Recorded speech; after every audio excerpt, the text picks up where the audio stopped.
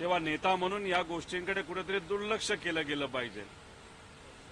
तुम्ही जर 2 उदाहरणं घेतली, त्याच्यामध्ये राजीव गांधींबद्दल एका सिरीजमध्ये जेव्हा त्या ठिकाणी काही गोष्टी बोलल्या गेल्या, तेव्हा राहुल गांधीजींनी सांगितलं होतं की असं काय बोलल्यानंतर राजीव गांधी साहेबांचं काही कर्तृत्व काही छोटं होणार नाही.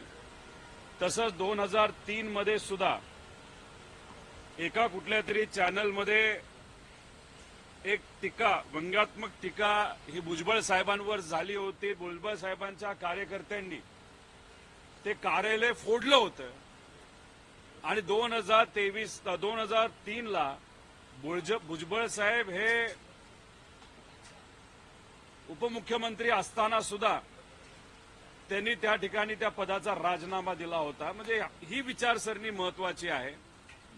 त्यामुळे कुठला एखादा कलाकार काय बोलत असेल तर उगाच त्याचं ऑफिस कुणी फोडलं गेलं नाही बाहेर. पण अजून एक मला कलाकारांना विनंती करायची आहे की हा काळ काय 2014च्या पूर्वीचा काळ नाही, जिथं तुमच्या कलेला एक कला समजली जाईल.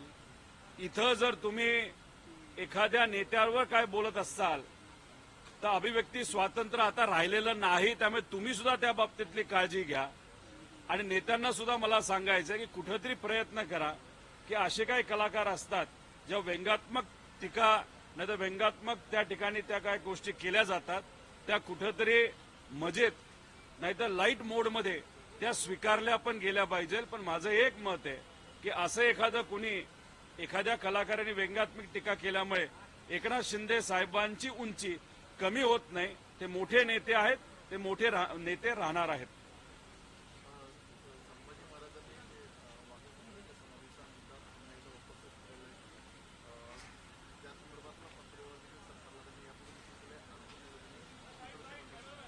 छत्रपतींच्या कुटुंबातून एक व्यक्ती आज जर या बाबतीत बोलत असेल तर मला असं वाटतं की त्या गोष्टी कुठेतरी सिरियसली घेतल्या पाहिजे.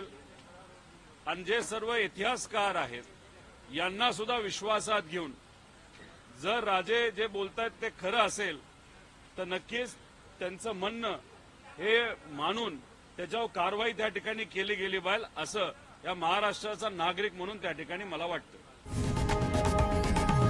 लोकशाही मराठी ऐका, पहा, जागरूक रहा.